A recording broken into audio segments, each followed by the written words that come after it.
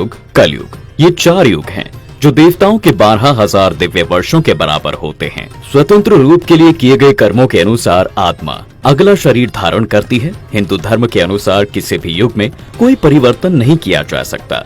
ब्रह्मा जी ने जिस तरह सतयुग में सृष्टि का आरंभ किया, उसी प्रकार कलयुग में इसका अंत भी करेंगे। ऐसा माना जाता है कि कलयुग में एक आत्मा 45 बार जन्म लेती है और 100 साल तक जीवित रहती है। इस युग में मनुष्य पर्यावरण को नष्ट करता है और मनुष्य की इच्छाएं भी कम पूरी होती हैं और साथ ही वह पाप का भागीदार भी बनता है। शास्त्रों में कलयुग में धर्म का लोभ, बुराइयों और दुष्कर्मों की वृद्धि आदि बातों का वर्णन किया गया है। कहा गया है कि इस युग में पृथ्वी पर सभी प्राणियों में केवल मनुष्य ही खुद को सबसे सर्वश्रेष्ठ मानेगा और कोई देवता, पुराण आदि को कुछ नहीं समझेगा।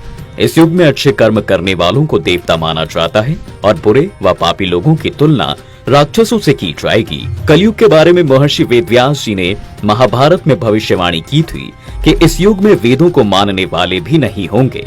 यहाँ तक कि लोग शादी के लिए गोत्र, जाति और धर्म का ध्यान भी नहीं रखेंगे। आपको बता दें कि ऐसा माना जाता है कि कलयुग के अंतिम काल में भगवान विष्णु का कल्कि अवतार होगा। यह अवतार विष्णु यशा नामक ब्राह्मण के घर पर जन्म लेगा। भगवान कल्कि ऊंचे घोड़े पर सवार होकर अपनी विशाल तलवार से सभी अधर्मियों का नाश करेंगे। मान्यता है कि भगवान कल्कि मात्र 3 दिन में ही पृथ्वी से सभी अधर्मियों का नाश कर देंगे। दोस्तों, पुराणों में बताया गया है कि कलयुग के अंतिम समय में बहुत मोटी धारा के साथ लगातार बारिश होगी, जिससे चारों ओर पानी ही पानी हो जाएगा। सारी पृथ्वी पर जल ही जल हो जाएगा और जीव जंतु समाप्त हो जाएंगे।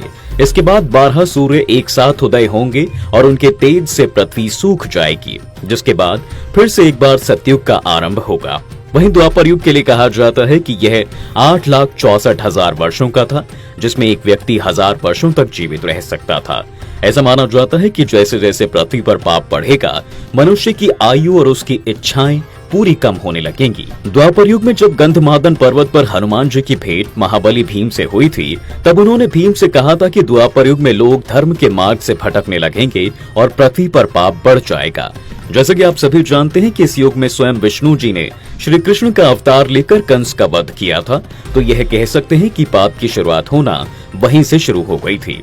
दोस्तों, अब अगर हम बात करें त्रेता युग की, तो हिंदू धर्म में श्री राम भगवान विष्णु के 10 अवतारों में से 7वें अवतार हैं।